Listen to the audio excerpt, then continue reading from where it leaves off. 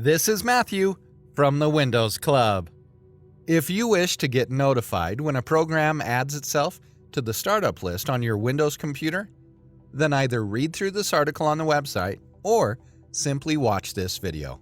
I will guide you through the procedure.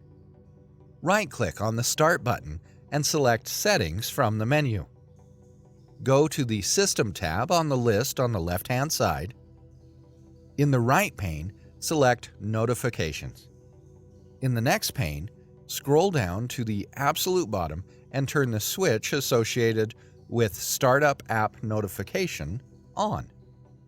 Now, you'll be notified when a program adds itself to the startup list on your Windows computer. Isn't this easy and interesting?